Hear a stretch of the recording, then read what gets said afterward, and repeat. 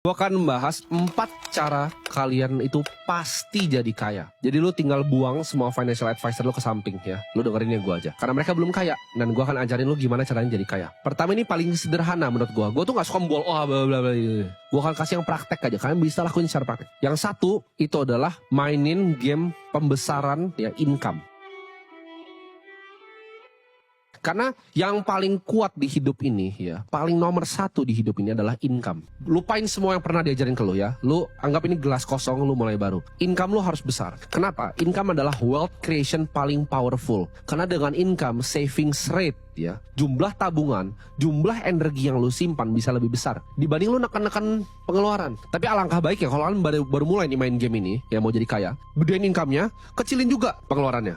Kalau pengeluaran masih lebih besar itu artinya ego lu ya. Ego lu terlalu gede. Itu lu bukan belajar sama gue, tapi lu belajar turunin ego lu. Untuk lu telan bahwa saya adalah orang miskin dan saya mau kaya. Gedein dulu nih income-nya. Gimana caranya? Banyak caranya. Tinggal satu caranya. Increase value lu. Apapun yang lu kerjain. Kalau lu kasih yang terbaik terus, orang akan lihat value lu dan lu dikasih income lebih. Apapun yang lu kerjain. Mau di bisnis, mau di pekerjaan. Apapun itu. Ya, increase value lu. Increase value lu ke masyarakat kalau lu pebisnis. Kalau lu pekerja, increase value lu ke bisnisnya. Bisnisnya pasti lihat. Kalau lu lakukan sesuatu yang lebih, lu pasti di reward lebih. Ya, itu adalah hukum alam. Simple, tapi orang banyak gak ngerti. Perbesar dulu ya. Karena ini unlimited nih. Lu bisa 10 juta, bisa 20, bisa 1 miliar, bisa 10 miliar. Ada gak yang 100 miliar sebulan? Ada. Ya, gue tahu orang yang bikin 100 miliar sebulan income-nya. Nah, jadi ini bisa digedein sampai unlimited. Pengeluarannya tekan dulu ya. Kalau bisa 2 juta, 2 juta, 3 juta, 3 juta. Sisanya simpan. Itu aturan pertama dari permainan energi. Yaitu lu harus bisa untuk menyimpan energi. Karena uang itu adalah energi ya. Uang sama dengan energi, kita harus belajar untuk menyimpan energi ya. Bikin energi. Nah, caranya gimana? Biar gak tergerus nih. Satu, ini masih masuk poin ke satu ya. Jadi misalnya 1A gitu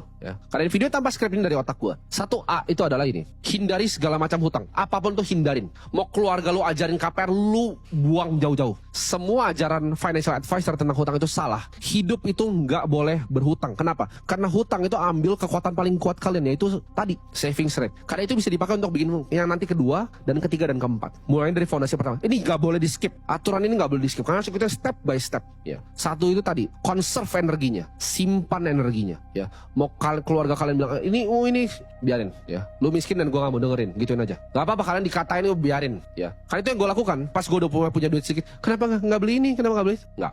Nggak mau beli emas. Nggak. Karena gue tahu cara mainin gamenya. Dan gue udah punya game plan-nya dan udah rapi. Dan ini gue share nih game plan yang gue punya dulu ke kalian. Kalian build dulu tuh. Jangan punya hutang, jangan pernah ngambil KPR, jangan pernah ambil KKB. Lu belum bisa beli cash, lu nggak mampu artinya. Sesimpel itu. Apakah salah ngekos? Apakah salah kontrak? Enggak. Ya. Gue bisa bantah semua financial advisor miskin kalian. Nggak ada salahnya dengan ngekos, nggak ada salahnya dengan nyewa. Kenapa? Karena yield di Indonesia itu kecil banget ya. Jangan samain sama di New York, yieldnya 6,5%. Yield under 5% dari harga total barangnya itu kalian harus pakai justru ya. Kesempatan untuk sewa. Apakah ini nggak dilakukan sama orang kaya? Gue kenal teman gue yang luar biasa kaya. Luar biasa kaya. Dia bahkan udah punya rumah asli di Menteng ya. Rumahnya besar sekali di Menteng. Tapi dia tinggal di mana? Di Bali. Dan apakah dia beli properti di Bali? Tidak. Dia villa hopping, setiap 3 bulan pindah villa. Ya super mahal villanya. Tapi dia pun nggak beli villanya. Karena menurut dia bosan. Apakah salah lakukan itu? Enggak ya. Jadi nggak ada salahnya dengan ngekos. Lebih baik kalian ngekos, kalian telan ego ya, mau dikatain sama kalian nggak usah, biarin aja. Dibanding kalian udah terlanjur masuk cicilan, kalian masuk ke perangkap hutang yang kalian nggak bisa keluar selama 20 tahun. Itu ngegrogotin saving rate ya.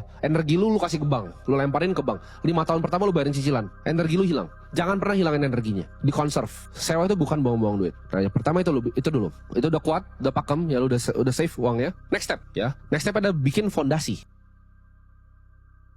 Nah, fondasi itu bukan rumah nih. Banyak yang salah nih. Begitu lu ntar lu di layoff, lu gak bisa bayar cicilan, rumahnya diambil. Itu bukan fondasi. Itu rumahnya milik bank. Lu perlu pilih negosiasinya sama orang atau negosiasinya sama bank. Nah, lu kira KPR itu rumah lu. Baca lagi kontrak lu. Baca yang detail kontraknya seperti apa. Kalau lu gak bayar, apa yang dia ambil? Dia ambil sama bank, dilelang. Ya, teman-teman gua kerjanya ngambilin barang-barang lelang itu. Terus kita jualin lagi ke orang. Kalian jangan mau dibodoh-bodohin sama sistem ini. Ditanemin dari kecil bahwa harus punya rumah. Kata siapa? Fondasi itu bukan rumah. Fondasi itu adalah energi, balik lagi.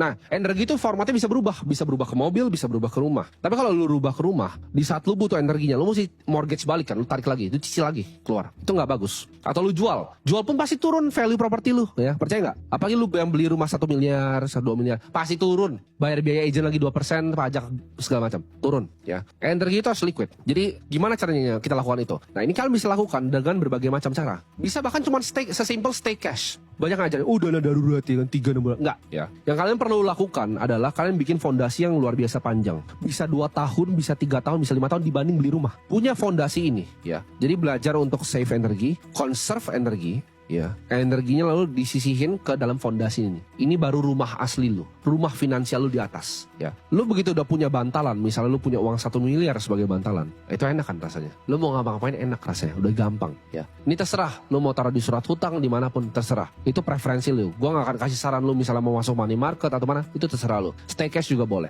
Tapi lu punya fondasi yang luar biasa kuat yang nggak bisa digoyahkan. Lu ibaratnya di PHK pun lu bakal ketawa. Lu bisnis lu bangkrut lu bakal ketawa. Nah, fondasi ini udah punya. Baru ke next step yaitu investasi. Orang suka skip step kedua ini ya. Dari 1 dia nggak ngerti cara cari income, dia ngutang KPR, dia hilangin saving rate-nya, energi dibuang-buang ke bank, dia nyampe sini, dia langsung lompat tuh. Udah energi dibuang ke bank, dia langsung lompat ke yang nomor 3. Itu mampus langsung lu. Langsung mampus. Lu udah KPR, lu langsung investasi, itu mampus langsung. Lu pasti akan berantakan. 1 drawdown dari market, hidup lu berantakan. Jadi lu bikin dulu fondasi yang luar biasa kuat ini, baru lu lompat ke yang nomor 3.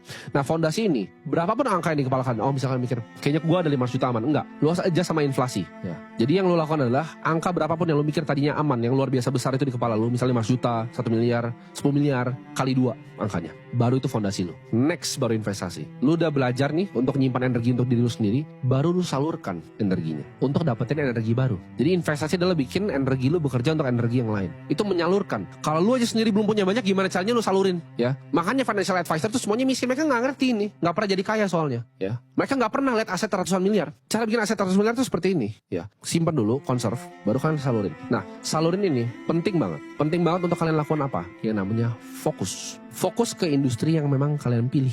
Maksudnya apa? Sebelum kalian belajar untuk nyalurin, kalian pilih dulu kira-kira yang kalian tuh lebih natural kemana. Misalnya ke saham, ke properti, ke kripto, kemana. Kalau gue pribadi gue pilih kripto. Tapi kalian pilih satu bidang yang kalian akan dalamin seumur hidup kalian. Dan kalian master benar-benar bidangnya. Kalian salurin semuanya di satu bidang. Jadi ini agak sedikit kontroversial dan berbeda dengan yang diajarin financial advisor. Kita nggak perlu diversifikasi. Kenapa? Karena kita menyalurkan energi. Kita cari yang terbaik untuk bikin uang kita double. Karena kita udah punya fondasi tadi di tengah. Ya. Step ketiganya berinvestasi atau menyalurkan energi. Step 4 adalah kita fokus dalam menyalurkan energi. Ya, belajar simpan energi, belajar bikin fondasi kokoh tentang energi, belajar menyalurkan energi, dan belajar gimana cara menyalurkan energinya. Itu 4 step ya, itu udah pasti jadi kaya. Jadi mau yang investasi ini naik turun kiri kanan juga terbalik, kalian nggak peduli. Kalian bisa ambil drawdown 50% karena kalian punya fondasi yang sangat kokoh, yang bisa biayain hidup kalian kapanpun. Ini akan otak kalian akan berbeda nanti. Begitu kalian nyalurin jadi gampang. Nah ini gamenya konglomerat. Mereka selalu punya reserve. Ya, mereka selalu punya reserve. Nah begitu kalian masuk ke game yang terakhir, nah kalian tinggal pilih. Kalian mau masuk di game yang mana dan fokus, jangan diversifikasi ya. Resiko lu udah di offset sama yang fondasi. Lu nggak perlu diversifikasi di investasi. Selalu konsentrasi, hajar 1 atau 2 aset. Lu lihat nih misalnya lu orang properti. Oke, ini mall ini under value, hantem langsung hajar beli mall gitu ya. Nggak perlu beli rumah-rumah kecil-kecil, kos-kosan banyak, nggak perlu. Itu game orang nggak punya duit. Lu lihat gedung murah hantem langsung ya. Lu lihat saham nih ya, udah pada kayak supermarket 12 gitu karena mau diversifikasi risiko. Apa yang lu mau diversifikasi, lu nggak pernah bisa miskin, lu udah punya fondasi, nggak perlu nyalurin itu, hajar aja 1. Oke, lu lihat nih potensi misalnya market syariah di Indonesia akan besar gitu, bank syariah nggak ada yang besar di Indonesia, hajar langsung tembak 1 gitu. Oh kripto nih, daripada gue pusing-pusing cari-cari, ada bitcoin 1 yang naiknya ke mulai hajar 1 gitu. Itu baru ntar eksponensial duit kalian. Fondasi tetap aman, lu makan dari bunga setiap bulan, lalu ini terbang, udah itu lu jadi triliuner, jadi kaya ratusan miliar, triliuner, jaminan itu. Simpel kan stepnya, nggak perlu ribet-ribet. 1 itu adalah conserve energi, 2 build fondasi energi, 3 belajar salurin energi, 4 fokus dalam salurin energi.